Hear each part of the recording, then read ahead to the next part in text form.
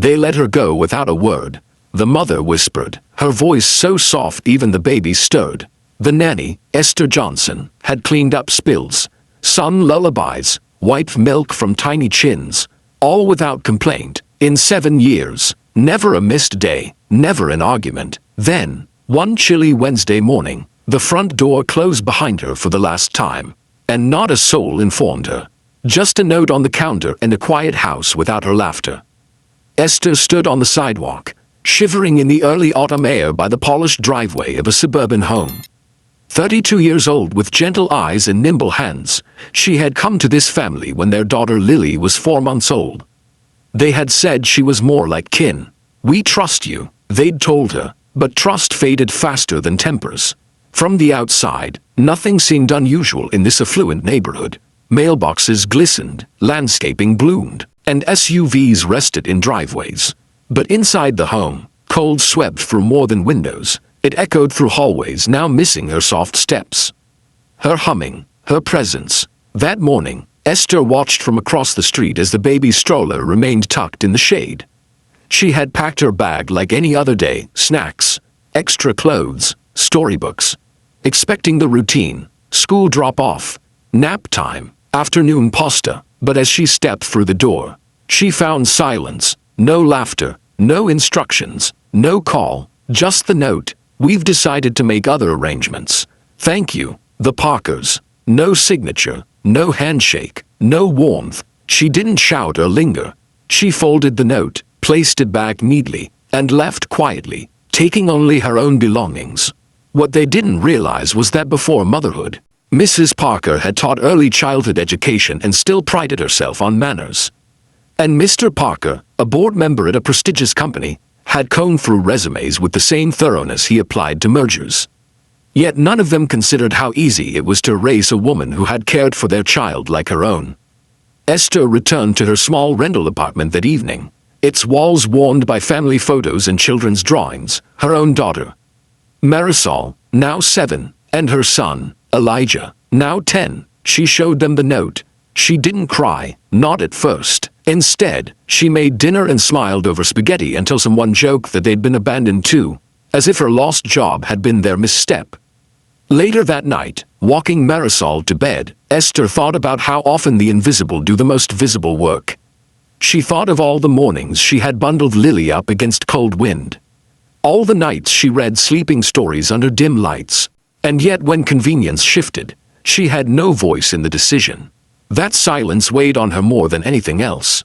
Then she drifted to sleep, lotus-scented pillow drying tears she wouldn't admit to herself until the next morning.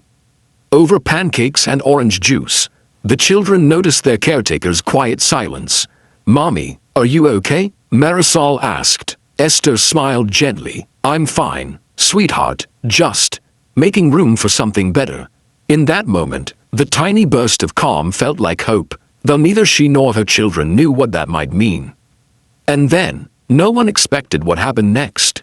3 days after Esther was let go, the Parkers threw a small dinner party, a modest affair, celebrating Mr. Parker's recent promotion to CFO. Their home buzzed with champagne flutes and soft jazz humming from the Bluetooth speakers. The air thick with the scent of lamb roast and truffle oil. The baby, Lily, now nearly 2, had been unusually fussy all afternoon. But no one paid much attention. "She just misses her naps," Mrs. Parker told guests as she adjusted her silk blouse. The new nanny, a college student named Emily with a spotless resume and zero experience with toddlers, had been hired on short notice through an agency. She smiled nervously, clutching the baby awkwardly against her hip, checking her phone between tasks. Mrs. Parker, noticing the tension, whispered, "Don't worry, she'll adjust. Lily's just used to routine." But the routine wasn't what Lily missed. It was the voice that hummed old Motown classics in the kitchen while preparing lunch. The soft calluses on hands that knew exactly how to rock her to sleep. The cadence of someone who had once whispered prayers into her tiny ears. At 8:41 p.m., as Mr. Parker toasted to new chapters, Lily began to wail, loud, prolonged, refusing the bottle, arching out of Emily's arms. Everyone turned, startled. Mrs. Parker tried to reassure them. She does this sometimes. Emily tried again. Shush, baby, shush, it's okay. But Lily shook her head and suddenly, through sobs, wailed something no one expected. Esther. It was slurred, toddler formed, but unmistakable. S2, Esther. The room fell silent, glasses lowered, conversations froze. Mrs. Parker's face turned pale. Mr. Parker blinked hard. One of the guests, a close friend of theirs, tilted her head and said softly, "Wait, did she just say someone's name?" Lily repeated it again, more insistently now, looking around with wet cheeks and flailing fists. Esther, want Esther. The room didn't know what to do with the moment. A baby's first words are usually celebrated, applauded, but not when they call out the name of a woman you discarded like background furniture. Not when they reveal the depth of a bond you had convinced yourself was transactional. Emily looked horrified. She gently set the baby down in her playpen and backed away. Mr. Parker cleared his throat and raised his glass again, trying to resume his speech. But the mood had shifted. No one laughed, no one cheered, no one was celebrating anymore. That night, after guests had left, and Lily had finally cried herself to sleep in her crib, Mrs. Parker sat on the edge of the bed staring at the baby monitor. Over the static hum, she could still hear the faint echo in her mind, Esther. She reached for her phone. Her fingers hovered over the message icon. Typed, deleted, typed again, but no message was sent. Meanwhile, across town, Esther sat beside her daughter Marisol, who was reading aloud from a worn copy of Matilda. Her son Elijah was finishing a model bridge for his science fair.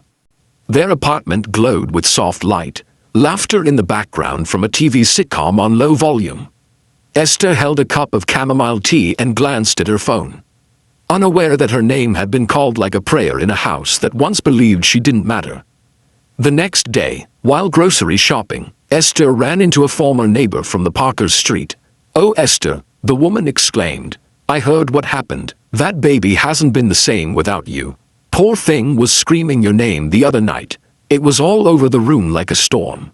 Esther froze. She spoke, "Oh yes, clear as day, or close enough for a toddler. I bet that caught them off guard. You always had a magic touch." Esther smiled faintly. "That baby, she taught me just as much as I taught her." She moved through the store quietly, thoughts buzzing louder than the background music. Her heart felt heavy, but not with pain. With validation. Her presence hadn't been erased. It had simply been underestimated. She didn't need revenge. She didn't need to plead her worth. A child had spoken the truth in the only language that mattered, love. And that was more powerful than any apology could ever be. By Monday morning, the Parker household was still unsettled. Mrs. Parker couldn't stop thinking about the baby's outburst. She'd spent the entire Sunday rewatching baby monitor footage, hoping, oddly enough, to prove herself wrong. But there it was, unmistakably, Esther, again and again, as if the name itself offered comfort. She tried to explain it away in her mind. Maybe Lily had heard it on TV. Maybe Esther had planted the name repeatedly just to cause drama. Maybe, somehow, they had misheard. But no matter how many rationalizations she conjured, none held against the memory of her daughter reaching out with tears in her eyes and longing in her voice. By Tuesday, Mr. Parker was back in his office, distracted in meetings, while Mrs. Parker found herself standing at the edge of Lily's crib with a phone in her hand and shame bubbling in her chest. She thought about the day she fired Esther, how quick she'd been. How coldly she'd sent the agency a note to terminate the contract immediately. No warning, no explanation, just gone. It wasn't until that very moment that she realized she hadn't even looked Esther in the eye when she told her to leave. All because one of her friends had made a snide comment. Isn't she a bit overfamiliar? You know, for a help, that word, help, had stuck in her ears like a stain. And in her mind, she'd twisted Esther's warmth, her singing, her storytelling, her gentle rocking of the baby as something inappropriate, something that breached invisible lines of class and proximity. But now, all Mrs. Parker could see was a void in her home, and a baby whose first connection wasn't to her mother, but to the woman who showed her what love sounded like. Later that afternoon, while folding tiny socks and bibs, Mrs. Parker caught herself humming. It was a lullaby she didn't know she remembered. Esther had sung it every night. She stopped, tears threatening her well-manicured composure. She picked up her phone again. This time, she called the agency. "Hi, this is Catherine Parker. I need to get in touch with Esther James. I understand she's no longer with your service. But, if you could pass along a message. It's personal." The agency representative was hesitant. "I'm afraid we can't release her contact info." "Ma'am, I understand," Catherine replied quietly. "But could you tell her something for me?" "Certainly. Tell her I was wrong, and that Lily remembers. She remembers her." Esther received the message 2 days later. She didn't cry, but her hands trembled slightly as she read the email that had been forwarded to her. She sat on the edge of her bed, staring at the screen, remembering the final morning at the Parker household, how the baby had clung to her sweater, how Mrs. Parker had looked everywhere but her eyes. She thought about replying, then didn't, because in truth, she didn't need anything from them anymore. Not validation, not a second chance. The child's voice had spoken what needed to be said. But something unexpected happened the following weekend. As Esther walked home from church with her daughter, she noticed a black SUV parked outside her apartment building. At first, she assumed it belonged to a neighbor, until the back door opened, and out stepped Mr. Parker. In his arms was Lily. The toddler squealed when she saw her. Esther's breath caught. She looked at the father, unsure, protective, slightly embarrassed. "I'm sorry to drop in like this," Mr. Parker said, his voice softer than she remembered. "But she hasn't stopped saying your name. She cried every night, wouldn't sleep, wouldn't eat. My wife's at home crying. We didn't know how else to handle this." He looked down at Lily, who had stretched out her arms toward Esther. "She remembers you. She misses you." Esther bent down and gently took the baby's hand. "Hi, sweet girl," she whispered. Lily pressed her forehead against Esther's and smiled. Mr. Parker swallowed hard. Would you consider visiting sometimes? You don't have to come back. I know we messed up, but I think you're family to her, whether we saw it or not." Esther stood there quietly. She didn't speak for a long time, and when she finally did, it was only to say, "Let me think about it," not as a tactic for power, but because her dignity deserved room to breathe. News of the visit spread quietly among the Parkers' circle. No official apology was posted. No grand public gesture was made. But the dinner guests began whispering. "Did you hear what the baby said? They went back to that nanny, didn't they? Maybe she wasn't just the help after all." And in those hushed whispers, a shift began, small, but real. In the neighborhood coffee shop, someone said to a friend, "You know, I think I judged her. I think we all did." Meanwhile, in Esther's home, the rhythm of her life continued. Work, church, dinner with her kids, helping Elijah practice his lines for the school play.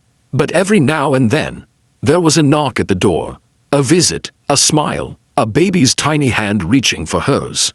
And each time, Esther was reminded, sometimes the greatest truths are spoken not by the powerful, but by the smallest among us, who know only love. The following week, Esther walked into the Parker home, not as a nanny under contract, but as a guest, and that subtle shift in how she was welcomed made all the difference.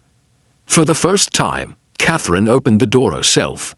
No assistant, no cold formality. She greeted Esther not with a clipboard of instructions, but with a warm, albeit slightly nervous, smile. "Thank you for coming," Catherine said. "Lily's been waiting all morning." Esther nodded, stepping inside. The house looked the same, but it felt different, quieter, more still, as though even the walls were waiting to exhale. Lily squealed when she saw her and practically launched out of her father's arms. Esther caught her mid-giggle, instinctively swaying as she held the child close, just as she used to. Catherine watched from a few feet away, arms folded, eyes glistening. "You know," Catherine began, hesitating, "I didn't understand what you were teaching her. The stories, the songs, even the way you spoke to her." Esther looked up. Catherine took a breath. "I thought you were overstepping, that you were trying to take something from me. But I see now you were giving her something I wasn't yet capable of giving. You were showing her love in a language I hadn't learned to speak as a mother."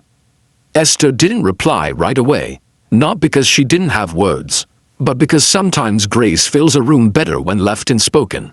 Later, over tea at the kitchen island, they talked. Not about schedules or sleep routines or feeding times, but about stories. I never asked you, Catherine said, setting her mug down, how you came to work in childcare. Esther chuckled. I didn't plan to. I was studying early childhood development in college. Had big dreams to open my own learning center. Focused on creative expression and heritage storytelling. But life took a turn. My mother got sick, and I had to come home. Work full-time, raise my siblings. And now, Catherine asked gently, now I do what I can. Where I can, I still dream, though, not just for me, for my kids, for the children I care for. Catherine looked down at her tea. I'm sorry for how I treated you. I let someone's ignorant comment twist the way I saw you. I knew better, I just didn't do better. Esther smiled, not bitterly, but with the kind of peace that only comes from choosing to stay soft despite being wounded. You're doing better now, she said. That evening, Esther stayed for dinner, something that would have been unthinkable just weeks prior. Lily refused to leave her lap, and even Mr. Parker smiled more than usual, clearly relieved to see his daughter relaxed and joyful again. By the end of the meal, Catherine made an offer. Esther, we'd love for you to come back. On your terms. You don't have to say yes now. But I wanted you to know that the door is open. Esther thought about it. About the years of being dismissed. The pain of being erased without explanation. The quiet strength it had taken to not let bitterness claim her. Then she said something that caught both parents off guard. I'll come back. But not just as a nanny. I'd like to start a cultural literacy circle with the neighborhood families. 1 day a week, story time, music, heritage, education, and I want this home to be the first one to host it. Catherine blinked, then smiled slowly, tears welling. Yes, 100 times yes. And just like that, something new was born. Word spread faster than they expected.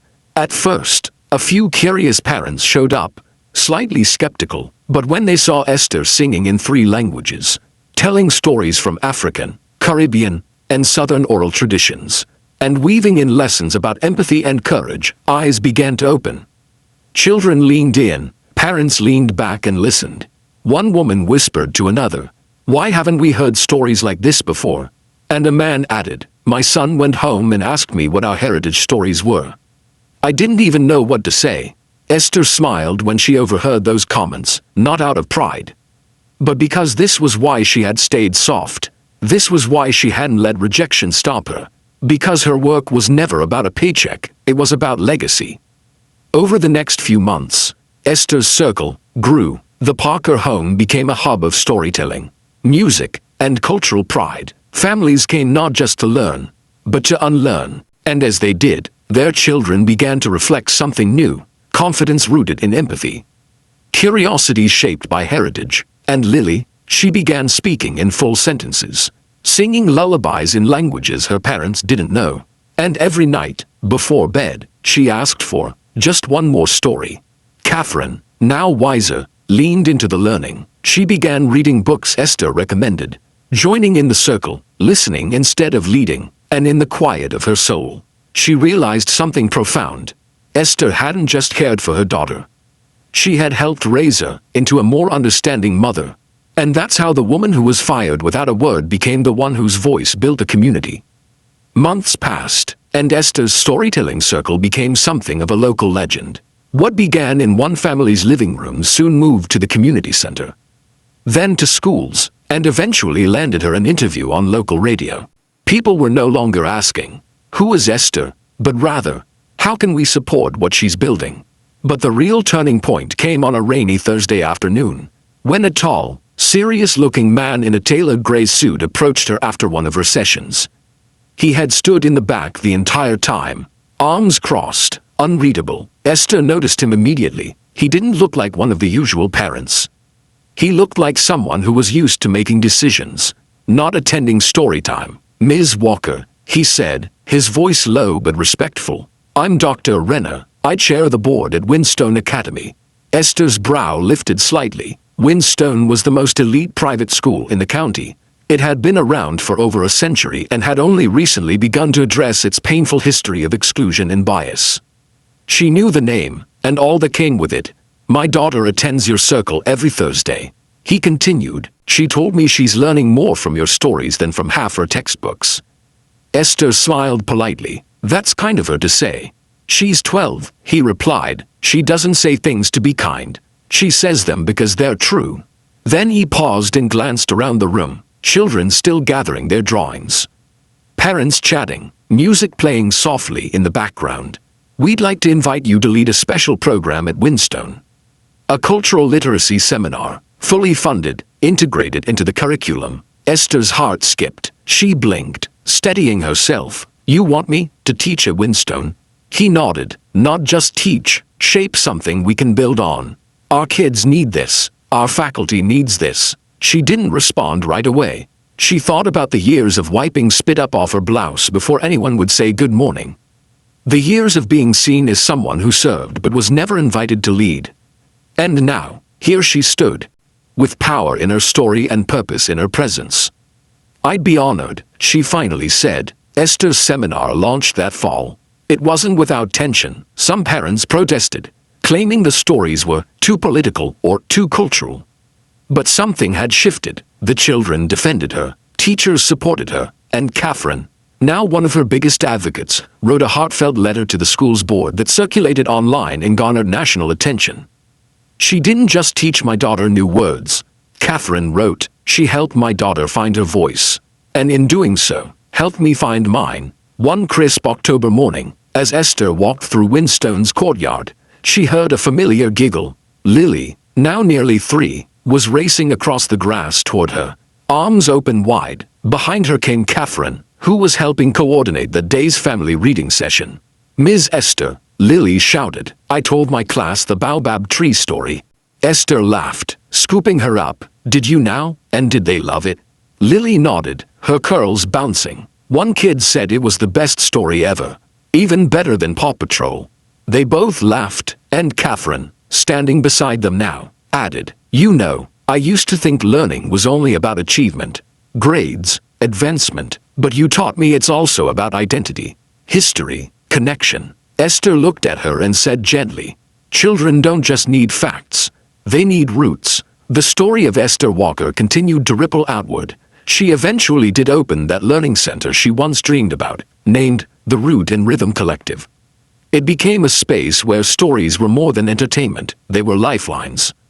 They taught pride, resilience, and belonging. Children came from all over the state to sit in her circles.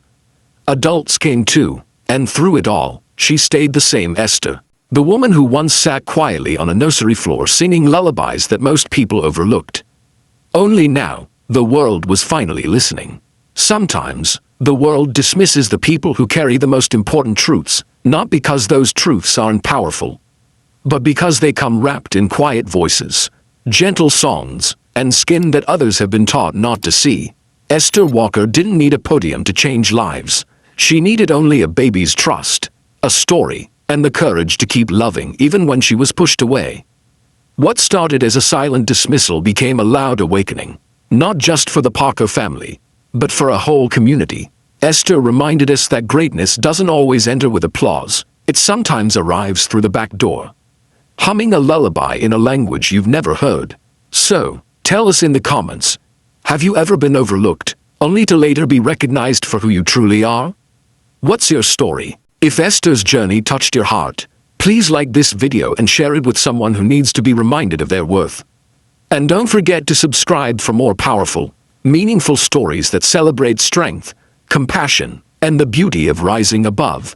Because sometimes, the most powerful people in the room are the ones no one sees, until they're the ones teaching everyone else how to see.